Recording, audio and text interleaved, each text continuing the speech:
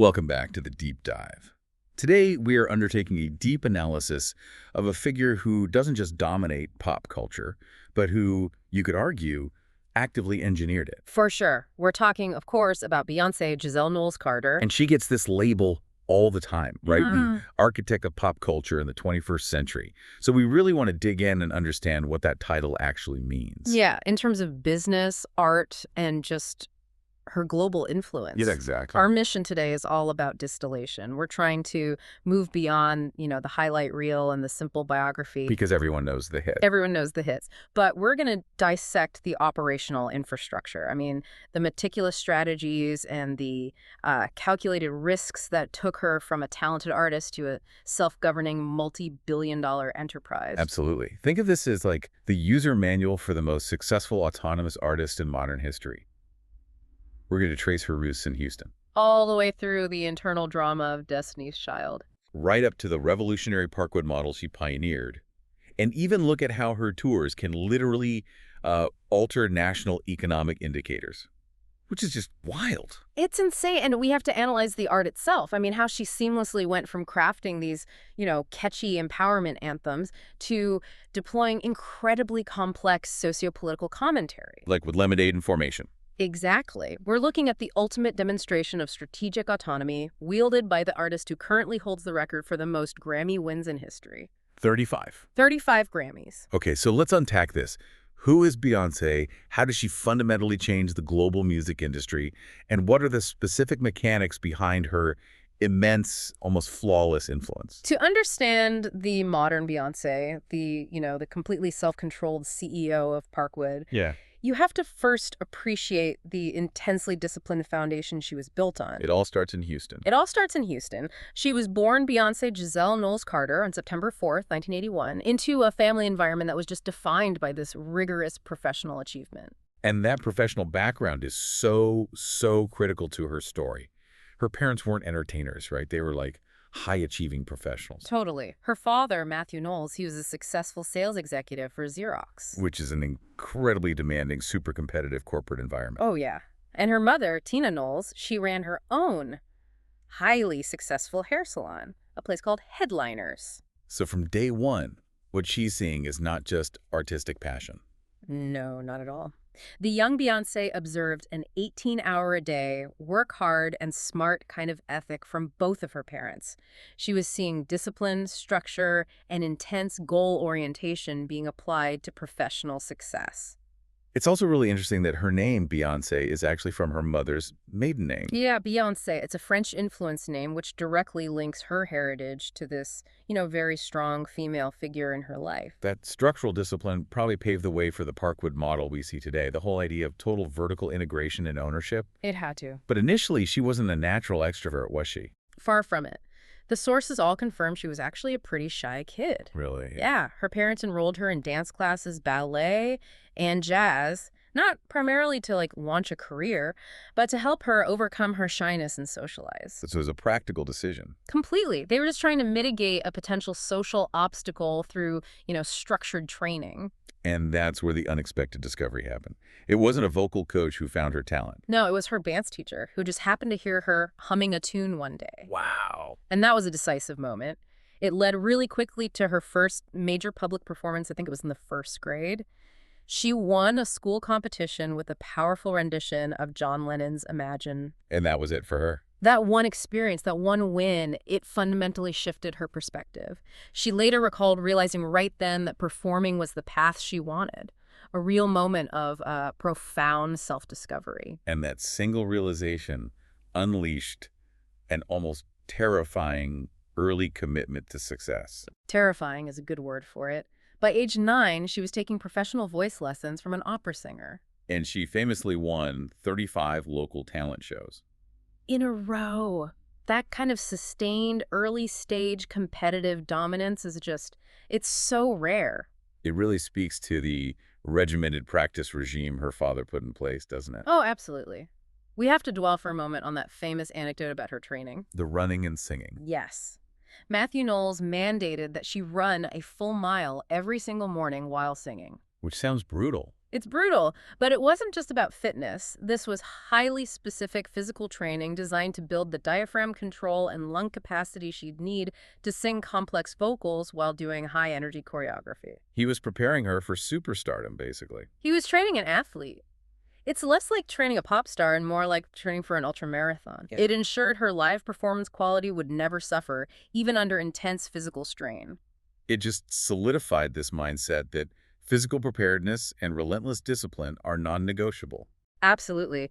And that discipline soon got focused into the first group incarnation. In the early 1990s, the initial lineup, Girls' Time, was formed. And this included her cousin and, future longtime collaborator, Kelly Rowland. Right, who actually lived with the family for a period of time. But their first big break was actually a failure. A huge failure, at least on paper. They appeared on the TV show Star Search in 1992, and they lost. Which for most groups would be the end of the story. For them, it was the beginning. That loss, instead of crushing their dreams, became the ultimate catalyst for the professionalization of the whole enterprise. It was the moment Matthew Knowles, the Xerox executive, saw the potential and the flaw. Precisely. He saw the amateur setup wasn't going to cut it, so he quit his lucrative corporate job to manage them full-time. He realized he had to understand the mechanics of the music business deeply. He even went back to school for it. He did. He enrolled in music business classes at Houston Community College to learn the industry pipeline from the ground up. So a setback immediately it catalyzed a strategic organizational pivot. And supporting that pivot, you have Tina Knowles acting as the group's chief stylist and costume designer, using her skills as a seamstress. This wasn't just a band anymore. No, it was a completely self-contained, vertically integrated family unit. Yeah. They were handling management, funding, development, and aesthetics from the very beginning. And that family dedication paid off pretty quickly. By 1997, the group, now rebranded as Destiny's Child, signed with Columbia Records. Their first album in '98 went platinum, Right. off the back of No, No, No. That's the one, a catchy R&B hit. But the real global dominance arrived with their second album, The Writings on the Wall, in 1999. Now, that album wasn't just successful, it was seismic. Totally. It hit 8X platinum status and delivered these massive genre-defining #1 hits like Bills, Bills, Bills, and of course, the Grammy-winning Say My Name. They pretty much cemented their place as one of the world's best-selling female groups right then and there. And critically, they became this immediate symbol of female economic and emotional empowerment. But that empowerment message was pretty quickly undercut by some intense internal turmoil. Yeah, that's where things get complicated. Late 1999, you have the controversial, very public departure of two founding members, Latavia Roberson and LaToya Luckett. And that led to major media scrutiny, right? A feeling of instability around the group's brand. A huge amount. And the sources are really clear that this period of group tension combined with a significant relationship breakup she was going through at the same time. That combination triggered a pretty severe psychological reaction for her. It did. This was the first major collision between her private life and her public persona. She suffered a period of deep psychological strain and depression. And you have to think that experience shaped her future business model. Oh, without a doubt. That early trauma of public emotional exploitation where her personal pain became front-page news, it likely convinced her that narrative control wasn't just, an artistic preference. It was a necessary psychological defense mechanism. Exactly. She learned very early on what it costs to let outsiders dictate your story. The lineup stabilized, of course. Kelly Rowland and Michelle Williams. And their first effort as a trio was the third album, Survivor, in 2001. Which debuted triumphantly at #1. A huge comeback. And Survivor gave us some key insights into Beyoncé's growing writing prowess, beyond the success of Independent Women Part 1, which was just a monster hit. We have Bootylicious. We have Bootylicious. And the story behind that track is so pivotal. She wrote it specifically to address her own insecurity about fluctuations in her weight and the inevitable public comments she was getting. So she took that personal struggle and engineered it into a global, empowering anthem. She basically established a career template right there. Yeah, transforming vulnerability or personal pressure into a marketable, anthemic piece of empowerment art. It's a strategy she would perfect later on with Lemonade. 100%. After Survivor, the group took a strategic, planned 3-year hiatus for solo projects. Which was really unusual for a major group still at its peak. Very unusual.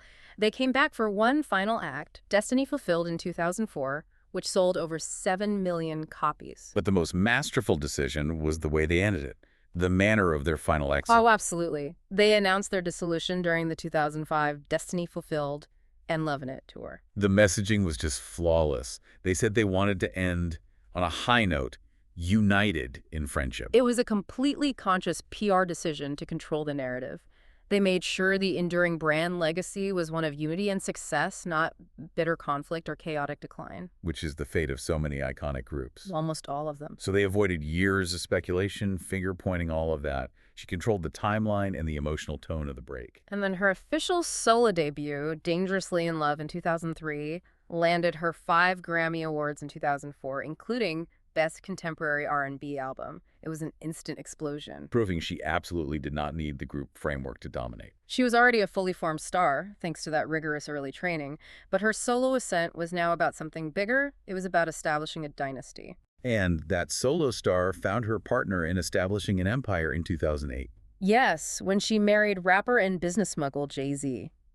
The ceremony itself was intentionally small and fiercely private in New York City. And the sheer privacy around their union was a clear statement of intent, wasn't it? A huge one.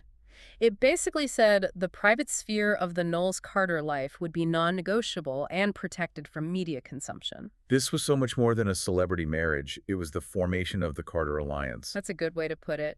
The sources describe this union as her transition from a solo artist to a co-CEO of a sprawling entertainment empire. And Jay-Z's immense financial and creative network provided this essential shield, right? And the backing she needed to take unprecedented artistic and business risks. Risks that a traditional record label just wouldn't permit. This alliance gave her the confidence and the financial infrastructure to fully step away from her traditional management structure. Which means her father. Right. In March 2011, she professionally split from her father, Matthew, as her manager. A pivotal move toward complete strategic sovereignty. It was. She acknowledged how difficult it was, reflecting that she had reached a point where she had to tell herself it was time to be the adult that your father has raised. It's the final necessary severing of professional dependence to get full autonomy. Exactly. And as she was wrestling with this, increasingly bifurcated public life, the shy girl versus the international icon, she formalized that dichotomy. With the 2008 album I Am Sasha Fierce? Yes, the alter ego was born out of necessity. The album was structured in 2 distinct discs. The I Am side showcased the vulnerable artist, with emotional ballads like Halo and If I Were a Boy. Dealing with relatable themes, heartbreak, self-doubt. And then, conversely, the Sasha Fierce disc unleashed the powerful, high-energy, seemingly unbreakable performance machine responsible for Single Ladies. So Sasha Fierce was essentially a psychological tool. 100%. A mechanism to manage the immense pressure and emotional demands of superstardom.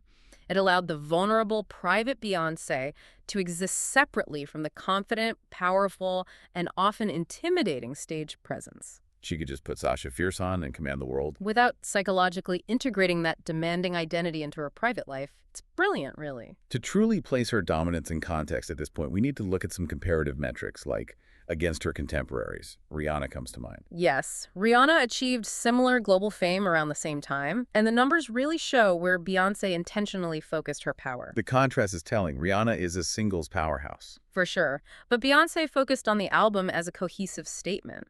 So Beyonce has amassed 7 #1 albums on the Billboard 200 chart. Rihanna has 2. Wow, that's a big gap. It signifies a much deeper penetration into the market with these conceptual, long-form, artistic statements. And when you look at consistency and longevity, Beyonce has 81 total entries on the Hot 100 chart, compared to Rihanna's 62. It just shows her enduring presence across decades of changing musical trends.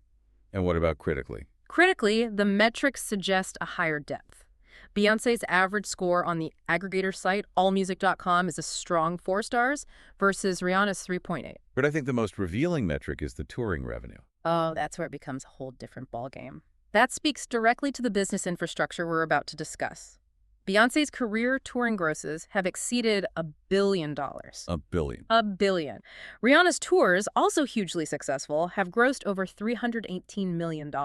That immense gap in touring revenue doesn't just reflect popularity, it reflects her ability to successfully charge unparalleled ticket prices and, more importantly, retain a vast percentage of that profit. which leads us straight into the revolutionary Parkwood model. The Parkwood model really is the defining business innovation of her career. It's the full realization of that vertical integration model she first observed in her family's early operation, just scaled up to a global empire level. So what does vertical integration actually mean in the context of a modern musician? And why is Parkwood Entertainment called a 360-degree powerhouse? It means she controls the entire value chain. So, you have to think. Most artists are beholden to all these external departments. The label controls production and distribution. A separate management firm handles bookings. A separate PR firm handles media. Right, all these different pieces. Parkwood eliminates those middle layers. It manages everything internally. From music production like orchestrating the complex sessions for albums like Renaissance and Cowboy Carter, to film projects like Black is King and the Renaissance film, and of course all the live events. So she is effectively her own label, publisher, management, and film studio. What does that mean financially compared to a standard artist label deal? The so what for the industry is just enormous. In a traditional major label deal, artists often get, 15% to 20% royalty on sales and streaming revenue, and the label owns the master recordings. The masters are key. Always. Parkwood secured her complete ownership over her master recordings, especially after 2013, and total control over streaming distribution. This means she retains a dramatically higher percentage of all revenue. Like how much higher? Potentially 80% to 90%, and critically, she decides when, where, and how her art is presented to the world. So she basically transformed from a managed employee into a strategic capital partner, and in doing so, provided a blueprint for other major artists trying to counter historical exploitation by traditional labels. That is precisely the blueprint. And the most explosive demonstration of this control, the one that shocked the entire global industry, was the surprise drop. The self-titled Beyonce album in December 2013. Yes. The audacity of that move is still just stunning. An entire album featuring a video for every single song. Released with zero promotional interviews, no traditional lead singles, and absolutely no warning. It broke every single rule of music marketing, which at the time relied heavily on months of calculated leaks and pre-orders. And yet, it debuted at #1 on the Billboard 200. Achieving an astronomical 617,000 sales in just 3 days. It simultaneously broke the iTunes record for the fastest-selling album at the time. But the ripple effect is the true measure of its revolution, isn't it? It is. The success of this unannounced method was so disruptive that it significantly contributed to the entire global music industry, changing its standard album release day globally to Fridays. She literally forced the entire industry pipeline to adjust to her schedule and her strategy. It was a massive flex. It highlighted the new power of the artist in the digital distribution age. She proved that mystique and exclusivity could be more valuable than saturation and traditional media publicity. And this leads directly to the core tenet of her public-facing strategy, what some call controlled stasis, or the PR strategy of silence. Right. By consciously avoiding the constant, unfiltered communication and digital oversharing that defines modern celebrity, she creates immense mystique. It's an act of autonomy. It really is. She refuses to allow her private life to become currency for the media or, a cheap marketing product.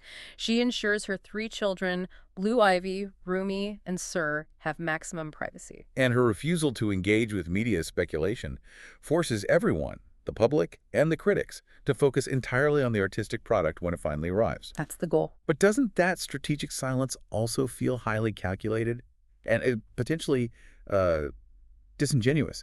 If the art, especially works like Lemonade, is meant to be deeply vulnerable and authentic, how can we trust that vulnerability when the artist ensures we know almost nothing else about her unmanaged life? And that is the core debate surrounding her image. Critics certainly argue that this relentless pursuit of perfection, or hitting all the Hollywood checkpoints, winning major awards, securing perfect visual aesthetics, maintaining a meticulously clean image, makes her seem distant, unapproachable. So they see it as a lack of authenticity. They do. However, her supporters view this control not as calculation, but as a high-powered, highly sophisticated act of self-determination in an age of hyperexposure. It ensures her emotional labor remains artistic, not public property. So the Parkwood model gave her the business freedom, but Lemonade provided the artistic revolution. That 2016 album was just a dramatic escalation in her thematic ambition. It was a groundbreaking multimedia project. It launched as an hour-long conceptual film on HBO, followed immediately by the album, which was initially exclusive to Jay-Z's streaming platform, Tidal. That controlled, layered release maximized both prestige and exclusivity. Absolutely. And the emotional depth was unprecedented. Fans found it to be her most vulnerable and honest work. It maps the stages of romantic betrayal, anger, and eventual self-resurrection. It really demonstrated a maturation, showing she was willing to sacrifice a degree of, market broadness for intense, authentic, and specific artistic expression. And that artistic maturity was completely inseparable from political commentary. The music video for the single Formation delivered unmistakable socio-political messages. It basically integrated intersectionality into mainstream pop. That's a great way to put it. And for you listening, when we say intersectionality in this context, we mean acknowledging that things like race, gender, and capitalism don't exist in isolated silos. They interact and compound experiences of oppression or empowerment. So how did Formation achieve that integration? Well, it used powerful visual language. It set the video against the backdrop of Hurricane Katrina-affected New Orleans. It featured clear Black Lives Matter elements, including that potent graffiti slogan, "Stop shooting us." And the famous image of her on top of a sinking New Orleans police car. Yes, symbolically positioned atop that car, which represented resistance against state violence and institutional neglect. It tied the political immediately to the personal. And at the same time, she was threading in themes of economic power, specifically Black economic power. Right, with the line, "I just might be a Black Bill Gates in the making." She was simultaneously demanding social justice and celebrating Black wealth and agency. It showed that economic empowerment is also a crucial part of the fight for visibility and equality. This approach really laid the groundwork for her later work, which focused explicitly on cultural reclamation and genre fusion. She uses her immense cultural authority to intentionally highlight and reclaim genres that were originally pioneered by Black artists, but whose history or present-day representation has been, whitewashed or dominated by others. The most immediate example is Renaissance in 2022. Renaissance was a masterful act of cultural restitution. It was a direct, vibrant, and explicit homage to the Black and queer origins of dance, house, and disco music. She brought in specific pioneers like Big Freedia. And foregrounded the sonic architectures of classic 90s house music genres that are often marginalized despite being foundational to modern club culture. And then the ultimate disruption, her venture into country music with Cowboy Carter in 2024. That was a direct confrontation of genre boundaries, where many Black artists have historically been excluded or marginalized within the mainstream country establishment. By successfully fusing pop, R&B, EDM, hip-hop, and country, and winning awards like Favorite Country Album at the AMAs, she didn't just participate in the genre. No, she forced the conversation about its true, diverse roots. She uses her cultural authority not just to entertain, but to educate and recontextualize musical history. And we also see her influence transcending music into just global trends. The Renaissance World Tour itself was a cultural event. The silver fashion trend, it was everywhere. Retailers globally were scrambling to meet the demand. And her historic Coachella performance exemplified this strategic influence. Oh, for sure. She heavily integrated the vibrant traditions, the marching bands, the aesthetics of historically Black colleges and universities, HBCU culture. This wasn't just a performance. No, it was a global platform dedicated to promoting inclusion and academic excellence within the Black community. Given the scale and control we've discussed, the scrutiny of her perceived perfection is constant. We've established that her strategic silence is viewed as autonomy by her supporters. But critics often interpret it as emotional distance. Right. And that tension is fundamental to the Beyonce brand. She projects this image of near-flawless execution in everything she touches. But the argument from critics is that this relentless control and the lack of unmanaged information makes her unapproachable. They argue her art, despite its attempts at vulnerability, feels filtered through a corporate mechanism. It's the constant question, isn't it? Is she a person or is she a brand? Exactly. But even a brand built on perfection can suffer catastrophic, uncontrolled breaches. Which brings us to the famous 2014 Met Gala elevator scandal. That was a highly rare, truly uncontrolled insight into the private workings of the dynasty, the public release of that video. The one showing Solange Knowles physically attacking Jay-Z in an elevator. It was shocking, precisely because it was raw, unscripted, and entirely outside the Parkwood mechanism. It became an immediate global cultural moment. It validated the idea that even these, godlike figures have messy, raw conflicts. But the family's response became a textbook case in controlled narrative management. It was surgical. The goal was immediate narrative neutralization.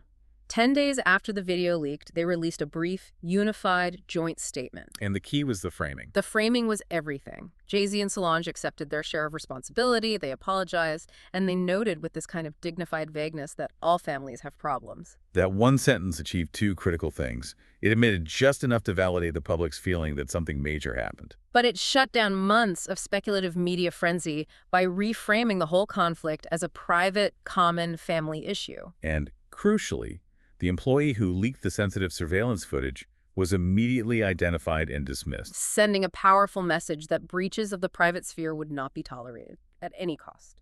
But the real masterpiece of the whole thing was how the artistic response was handled 2 years later. Right, the actual conflict and the betrayal that fueled the fight. They weren't discussed in interviews or on TV. They were processed and presented in the stylized, authorized form of the Lemonade album. So Lemonade became the authorized public response to this scandal. It did. The art provided the emotional depth and the narrative arc, betrayal, rage, eventual forgiveness, and healing that the media could never achieve through gossip. It turned uncontrollable private trauma into controlled, critically acclaimed public art. She reclaimed the entire narrative arc. 100%. Yet, the full cause remains officially unconfirmed, which only adds to the mystique, though Jay-Z did offer one of the few clues on his later album, 4.44. What was the lyric? Of course, sometimes should go down when it's $1 billion on the elevator. Yeah. This subtle acknowledgement suggests the conflict may have been far more complex than simple marital infidelity. It hints at the immense financial, business, and personal pressures inherent in managing a shared billion-dollar entertainment and cultural empire. Where the personal and the professional lines are constantly blurred. Constantly. We've analyzed the art and the strategy. Now we have to address the sheer scale of the output. I mean, Beyonce is not just an artist. She is a singular, measurable, global economic force. The metrics from her mega tours they defy traditional entertainment scale. The Renaissance World Tour provides the prime evidence. It wasn't just successful. No, it was projected to be the highest grossing tour by any artist in history, potentially exceeding $2 billion in revenue. To put that in context for you, that level of revenue surpassed projections for Taylor Swift's massive Eras tour. Which is an astronomical figure. It reflects an unprecedented command over global ticket sales and merchandise. But the true evidence of her economic gravity lies in the measurable macroeconomic effects of these tours on entire national economies. And this is the fascinating detail that captured the attention of economists globally, particularly in Europe. During the European leg of the Renaissance tour, countries like Sweden experienced this unprecedented economic ripple effect. So explain the mechanism of the Swedish inflation bump. How can a single concert tour affect national interest rates? The Danske Bank chief economist, a guy named Michael Gran, called the phenomenon astonishing.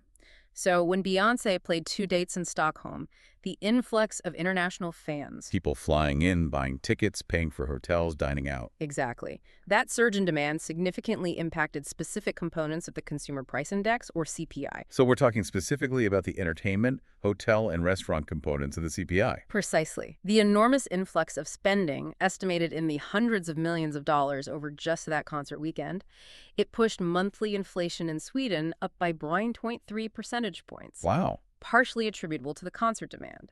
That demonstrates a power usually reserved for major policy shifts or global commodity price changes, not a single music tour. And the economic pull is so strong that it influences policy and infrastructure decisions too. Yes, in Australia, the New South Wales government developed a plan to lift a 57-year ban on holding more than 4 concerts per year at the Alliance Stadium. Purely to host her in 2024. Just for her. The anticipated financial benefit for local Sydney businesses was estimated at an additional $1.2 million per concert. Governments are literally changing decades-old regulations to secure her appearances. Because the economic ripple effect is so profitable for the local economy, She's a recognized geopolitical and economic asset. She really is, and this overwhelming success contributes to a legacy that's cemented by unmatched award and record achievements.